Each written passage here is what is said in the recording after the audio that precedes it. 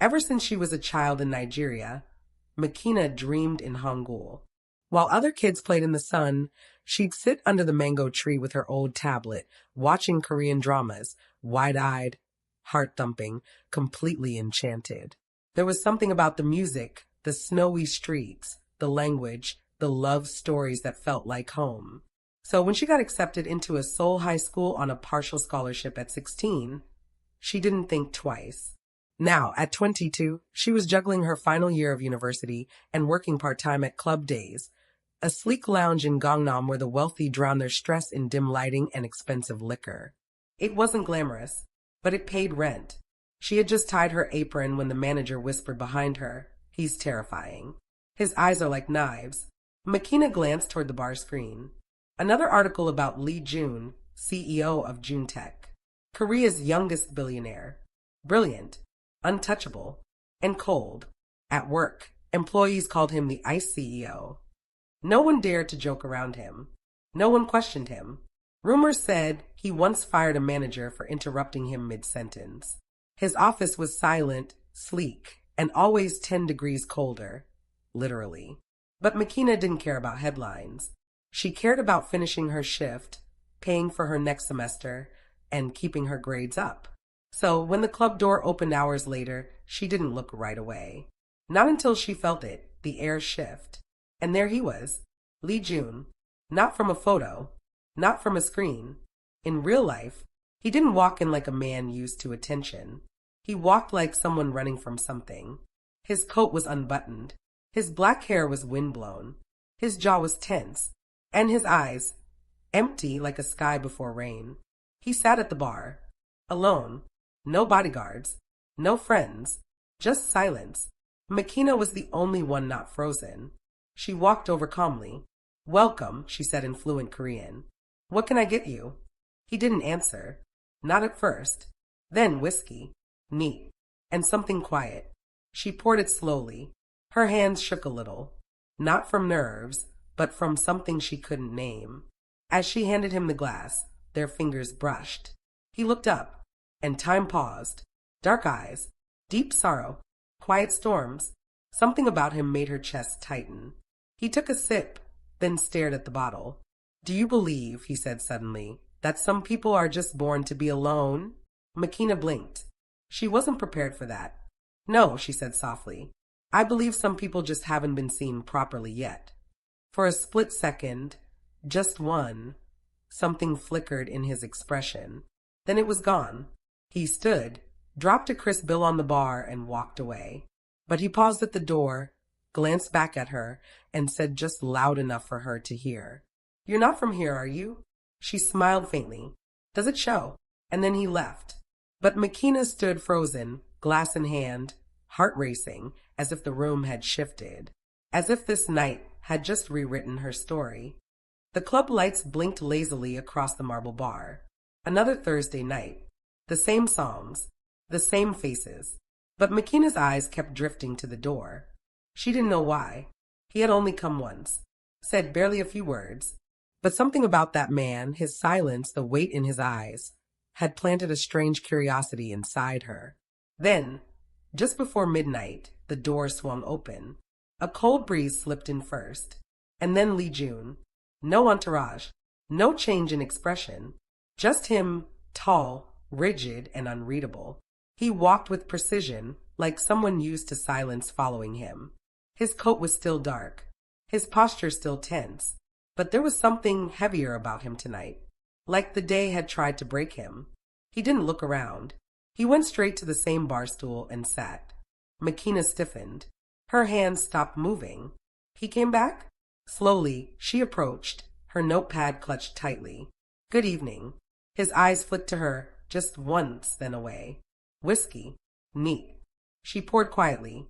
He didn't speak, didn't ask for music, didn't remove his coat. He just sat there, drinking slowly, staring ahead. The distance around him felt like ice, a barrier no one dared cross. But Makina couldn't help herself. "Long day," she asked, voice low. He didn't answer. She placed the bottle closer to him, gently. Sometimes nights feel longer. Still silence. A few moments passed.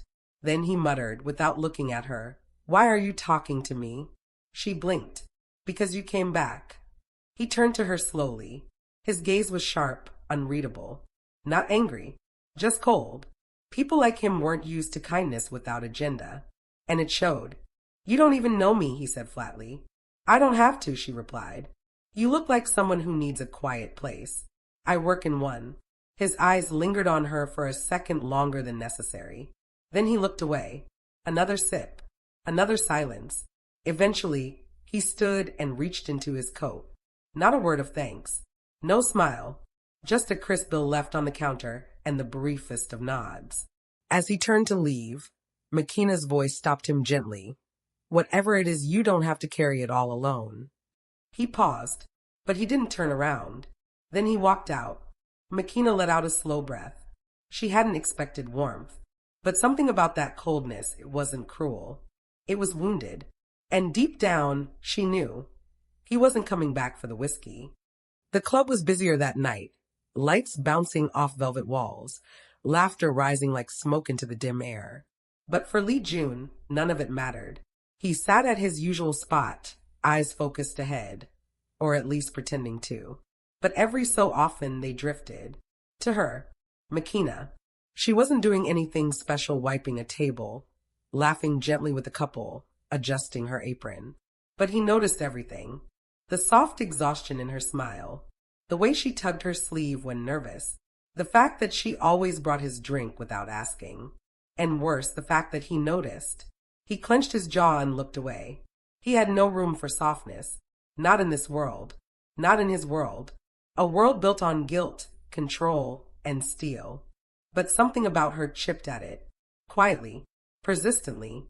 Earlier that day at the university, Makina had a rough one. Her group project had collapsed. A professor had called her out in front of the class for a minor error. And worse, whispers had followed her through the halls. Some students found it amusing that the African girl worked at a club. She probably came to Korea for rich men, one girl had muttered loud enough. Makina had laughed it off, but it stuck. So, by nightfall, she was working, but her glow was dimmed. Lee Jun noticed, and he hated that he noticed. Later that evening, he saw her standing by the back exit, half hidden from view. Her head leaned against the wall, eyes closed. Just for a moment. He didn't know why his legs moved, why he followed, but he stepped out, and the cold night greeted him. She turned, startled. "Sir, do you—" He cut her off.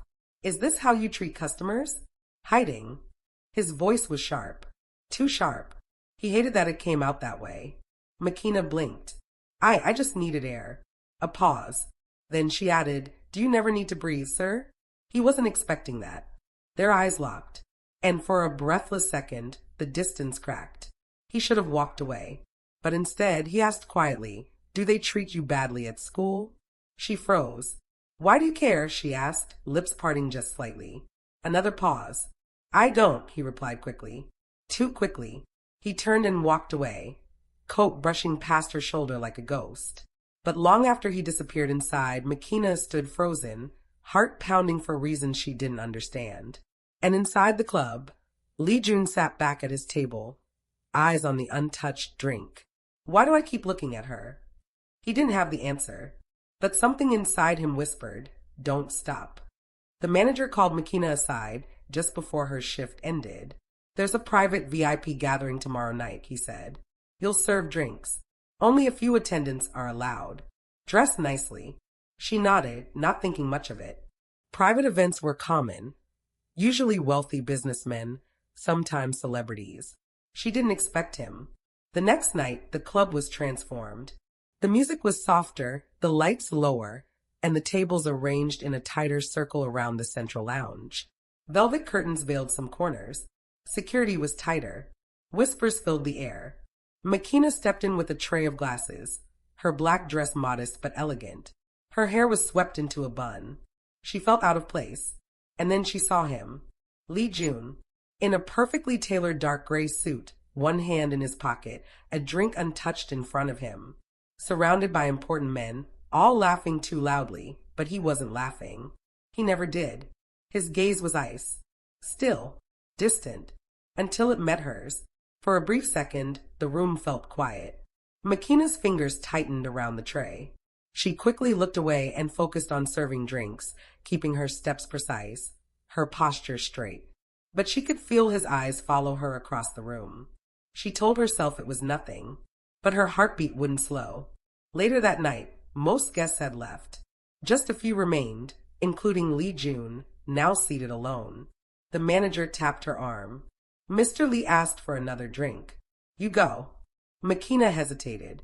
She walked over slowly, placing the glass in front of him. Your drink, sir. Sit, he said. She blinked. Excuse me. He didn't repeat it, just looked at the empty seat across from him. She sat. Silence. The room felt impossibly quiet again. You always smile, he finally said, even when you're clearly tired. She smiled lightly. Smiling doesn't cost anything. He stared at her. But it hides everything. She looked away. What about you? She asked. You never smile. Do you ever hide anything? His eyes darkened. I don't hide, he said. There's nothing left to hide. The words hung between them. Pain, loneliness, something deeper, something Makina wanted to reach, even if she didn't know why. Then, for the first time, his voice softened. Barely, but it did. Do you like working here? She shrugged. It pays the rent. You deserve more than this, he said suddenly, surprising even himself. She smiled again, but this time it wavered. Her eyes sparkled with something she couldn't name. And just like that, Makina knew she was falling. Lee Jun didn't come to the club for 3 days. Makina tried not to care. Tried to pretend she hadn't waited to see that cold face at the corner seat. Hadn't hoped for another unexpected conversation, or even just a quiet glance from across the room. But on the 4th day, when he returned, something had changed. He didn't look at her. Not once. Even when she brought his drink. Even when she stood silently by his table, hoping, praying, for some sign of what that night had meant. Nothing. Just silence. Just his usual stillness. It stung more than it should have. Back at her small shared dorm room, Makina sat on her bed, hugging her knees. What am I doing? She whispered to herself. He's just a customer, right? But her heart had hurt. And that scared her. Lee Jun sat in his penthouse, glass of whiskey untouched. The city sparkled beneath his window, but he felt hollow. Why had he let her sit with him that night? Why did her voice keep echoing in his head? Smiling doesn't cost anything. Do you ever hide anything? No one ever asked him things like that. No one looked at him like she did, like he was still human.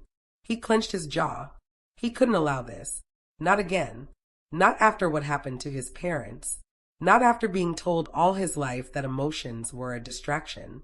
He was Lee Jun, heir to Hanseong Group. He didn't get attached, so he pulled back. That night, as Makina walked home after her shift, a group of men whistled from across the street. She ignored them. One of them followed. Hey, pretty girl. Don't walk so fast. I said leave me alone, she snapped, quickening her steps.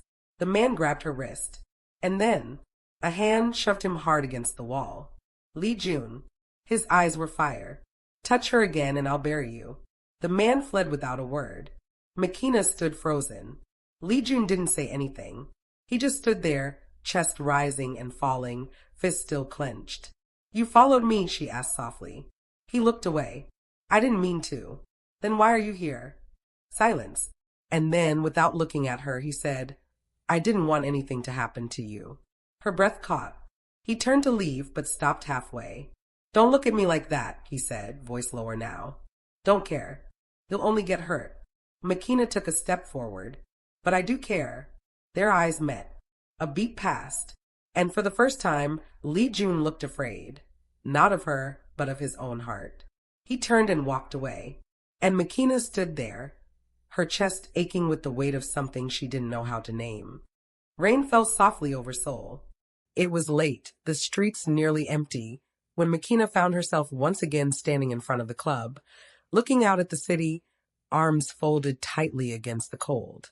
Then she felt it, that presence. She didn't have to turn. I didn't follow you this time. Lee Jun's voice came gently from behind. I waited. She turned slowly, meeting his eyes under the dim yellow light. He looked tired. Not physically, but so deep. And something about it made her want to reach out and hold him forever. I was afraid, he confessed, his voice barely above the rain. Not of you. Of what you make me feel. She swallowed. Do I scare you that much? She asked softly. He stepped closer, only inches away now. You make me feel warm. And I don't know how to live with warmth. A moment passed. The sound of the rain faded beneath the pounding of her heart. Then let me teach you, she whispered. His breath caught, and then he kissed her. It wasn't rushed. It wasn't forced. It was slow, tender, raw, like a broken man finally letting go, and a girl who had waited years for this exact moment. Later, in his car, she sat beside him, drying her wet arms with his jacket. The windows fogged slightly from the warmth inside, but the air was quiet, heavy. He hadn't started the engine. He was just sitting there. Do you celebrate your birthday? He asked suddenly, still staring ahead. She turned to him a little surprised. Yeah, of course. Why? He let out a small, hollow chuckle. I don't. A long pause. My parents died on mine, he said quietly. They were on their way home. It was supposed to be a surprise. Makina stayed quiet, her heart thudding. I waited for them all day in a paper crown, he said, almost as if talking to himself. I never saw them again. The silence returned, thicker now. Every year since. I just pretend the day doesn't exist, he murmured. It's easier than feeling guilty. Guilty, she whispered. If they hadn't been coming back for me, he shook his head. I thought maybe I didn't deserve anyone else to come close either. Makina reached for his hand. Her touch was soft, steady. You were a child, Lee June, she said gently. You waited because you loved them. That's not something to blame yourself for. He finally turned toward her. His expression was unreadable, but his eyes shimmered in the low light. You think you don't deserve warmth, she whispered. But maybe I'm supposed to be the one to give it to you. He didn't reply, but his hand tightened over hers. And for the first time in a long time, maybe ever, he let someone hold his pain. 2 months later, the first snow of the season dusted the streets of Seoul like powdered sugar. Inside the CEO's office at LX Group, the atmosphere had quietly shifted. Lee June stood by the tall window, watching the flakes fall. A soft smile tugged at the corner of his lips. In his hand was a small velvet box, a hairpin shaped like a snowflake. It wasn't her birthday. It wasn't Christmas. He just saw it and thought of her. Should I send it now or wait? He murmured to himself. Outside the glass door, Secretary Yoon paused mid-step, eyebrows knitting. Who is this man? She thought. Lee June, once famously cold. The man who didn't blink when firing executives, who never missed a meeting, who scoffed at romance, was changing. He asked for jasmine tea now instead of black. He chuckled softly while reading texts. Last week, he postponed a board meeting because of something personal. He didn't even look sorry. Secretary Yoon clicked her pen twice, a habit she did when something didn't add up. By the next morning, she was in the sitting room of a grand Hanok mansion, standing before a regal woman in a navy silk hanbok. Lee June's grandmother, Mrs. Han. He rescheduled meetings, laughed at his phone.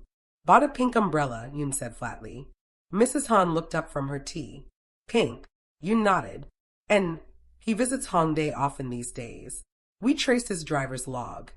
Mrs. Han set her cup down with a delicate clink. Find out who changed him. Meanwhile, Makina stood outside her university gate, the icy air nipping at her fingers. She wore a thick knitted scarf. Her part-time taxi was late. Again, she texted June. Makina, don't work too late again. You promised rest. Seconds later, a reply. Lee June, I'm only pretending to work. I'm really just missing you. She smiled wide and clutched her phone to her chest. Her heart was warmer than the coat she wore. Then, a sleek black car pulled up. She glanced once, uninterested, until the window rolled down. Miss Makina? The voice was soft, refined. She turned and froze. Inside was an older woman with silver hair, perfectly styled. Her hanbok sleeves were lined with delicate embroidery. I'm Lee June's grandmother. Makina's mouth parted. Her heart skipped. Grandmother? Before she could speak, the woman smiled gently. Don't be alarmed, child. I just want to talk. There was no coldness, no judgment, Will you join me for a short ride? Makina looked around, confused. How did she know who I am? Did June tell her? What does she want? Still, something about the woman's calm, elegant air made her nod. She opened the door and slid in. As the car pulled into traffic, Makina clutched her bag tightly, her mind racing. But inside, she already knew.